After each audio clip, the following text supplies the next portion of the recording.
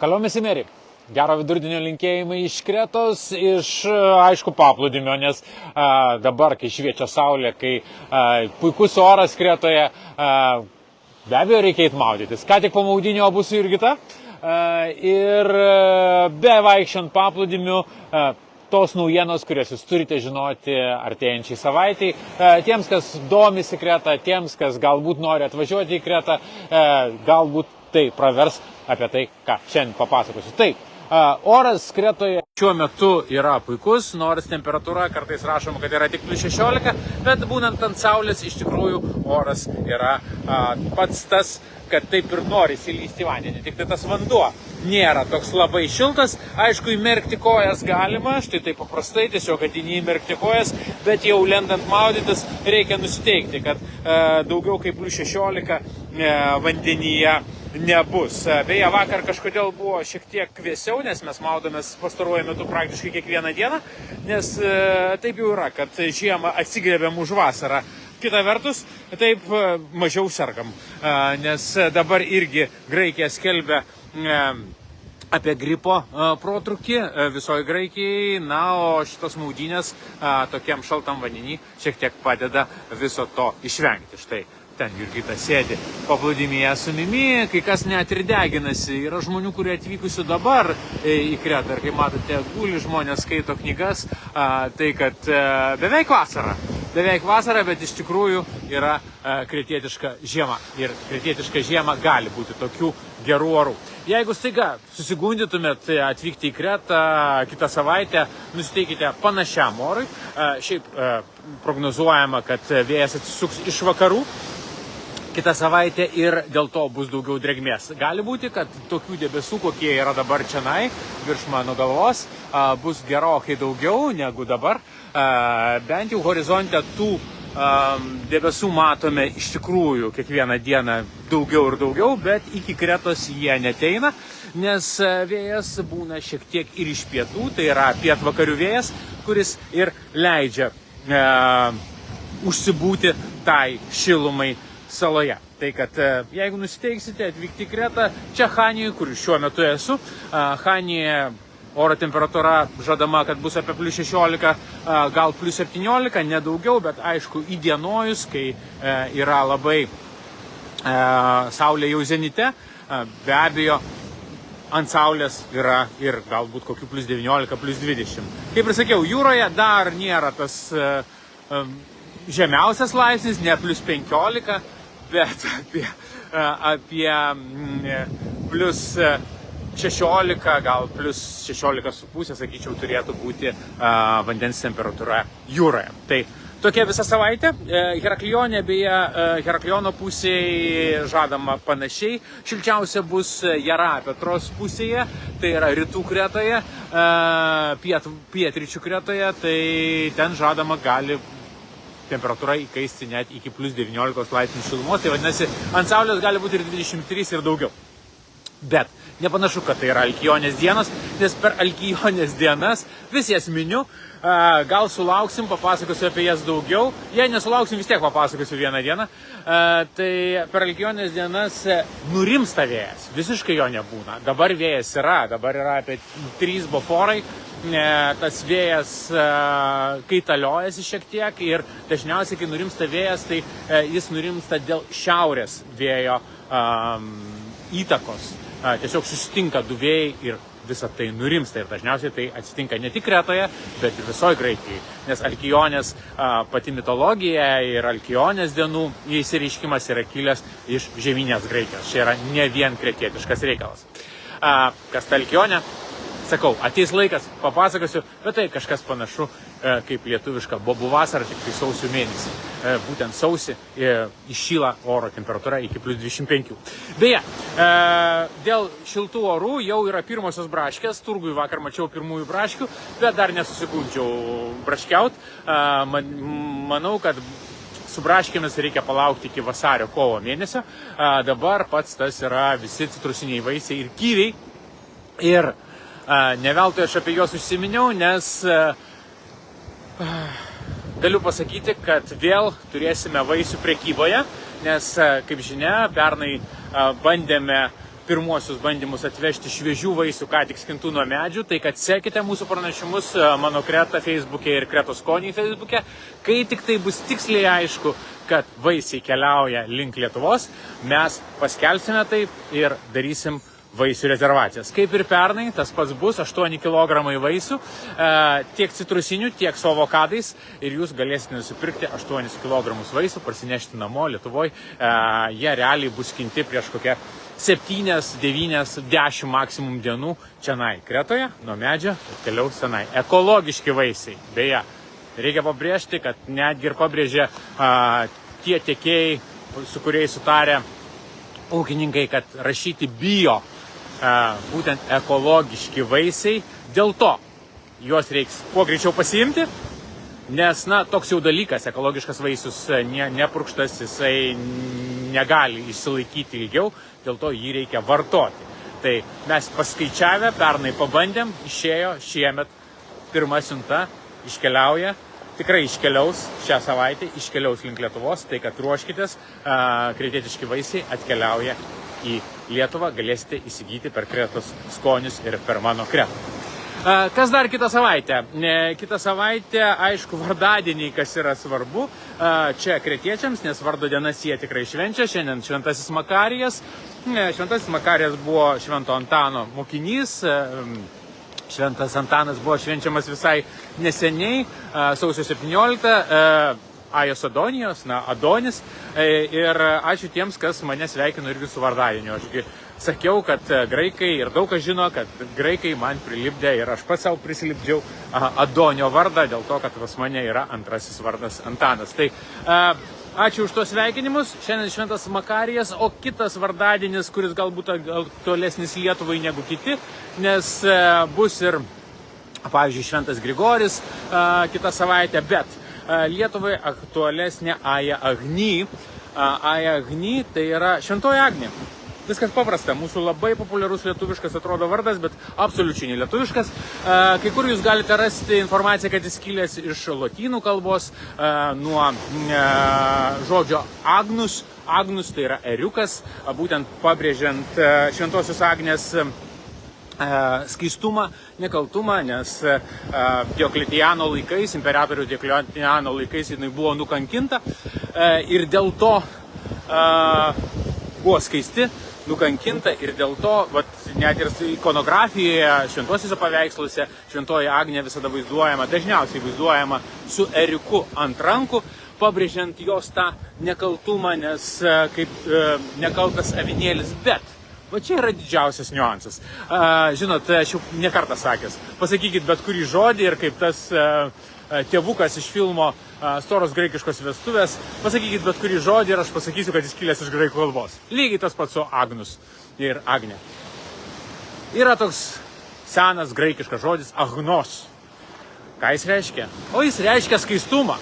Tai va būtent, skaistus, nepaliestas, pirminis, toksai, netgi likščiol kaimo žmonės, kalbėdami, pavyzdžiui, apie kokį sūrį, šviežią sūrį arba šviežią jogurtą, gali pasakyti agno.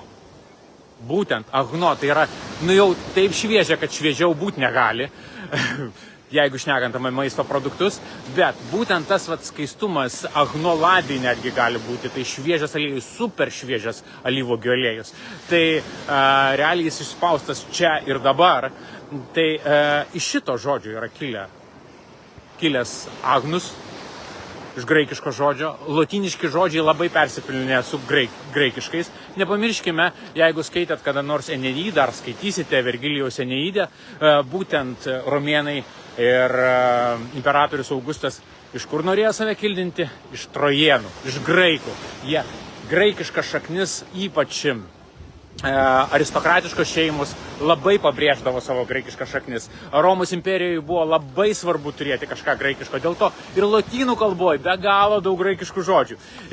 Ir tik tai reikia atknisti tas visas sąsajas. Taigi, be abejo, eriukas, agnus galėjo atsirasti iš graikiško agnos ir būtent tą reiškia. Antradienį yra Šventoji Agnė. Nežinau kodėl, bet katalikiškai tradicijai, ir lietuviškai tradicijai jinai tapo Šventąja Agnietė.